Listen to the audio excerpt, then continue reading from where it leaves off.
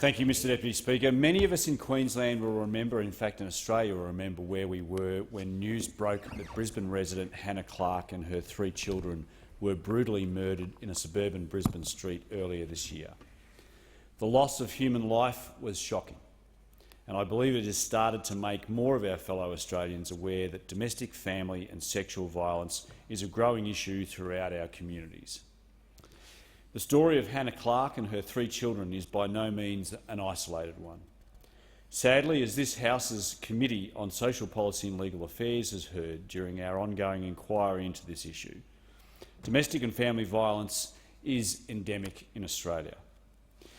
Every day, 12 Australian women are hospitalised due to domestic and family violence, and every 9 days a woman is killed by her current or former partner. Unfortunately, I don't think we've seen the extent of it yet. Lockdowns have increased stress in many intimate relationships while making it more difficult than ever for family violence to be reported. It is possible, perhaps likely, that these figures will increase when the consequences of the COVID-19 pandemic become clear.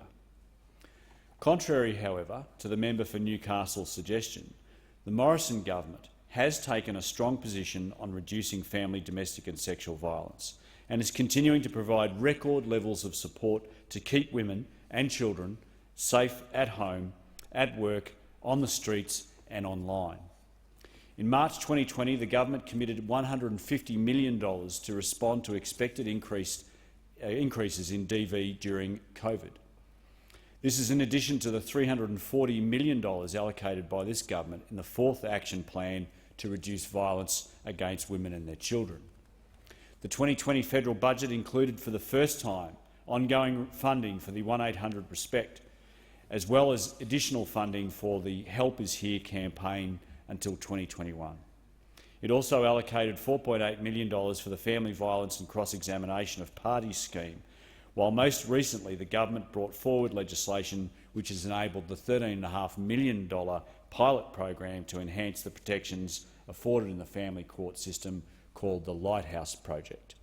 This will identify at-risk families early, provide them with specialist support and fast-track their cases with appropriate security arrangements in place. However, there's always much more to be done. The inquiry, of which I'm chair, with the member for Newcastle as deputy, and I want to thank her for bringing this important motion on today. The committee has heard evidence from representatives of law enforcement, peak bodies, working in communities, Indigenous Australians, aged care representatives and members of the LGBTIQ+ community, all of whom work directly with perpetrators, victims and their families who've experienced these kinds of violence. Without preempting the findings of our committee's inquiry, I can say that many have shared their concerns that unless we drive change at a community level, we will continue to see rates of violence increasing. All forms of domestic and family violence have their genesis in a lack of respect for one's partner or their former partner. Many witnesses who've given evidence to the inquiry were able to speak to the effectiveness of perpetrator programs and the benefits of community awareness programs like No Wrong Door, Break the Silence, Change the Story, Know More and Stop It at the Start. However, real change in attitudes and behaviours will come at the grassroots and in families, in homes. I believe we need to identify the influences in our schools, community organisations, sporting clubs and workplaces who can lead the way in reinforcing the message that violence is never acceptable.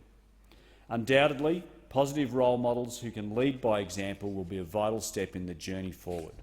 If we can encourage our young people from an early age to develop healthy relationships, I believe that will be a terrific start. Our committee's report will help shape the next national plan to reduce violence against women and their children. This presents a crucial opportunity to reform our approach to family, domestic and sexual violence and identify levers and entry points we can use to eliminate this violence from our community. I know that the government understands the crucial importance of coordinated action and the focus we need on preventative measures. I encourage the government to take note of our committee's report when it's presented and to ensure the next national plan has a long-term vision to shape and change behaviours and attitudes so that we can ensure each year fewer women and their children experience violence. Order. I think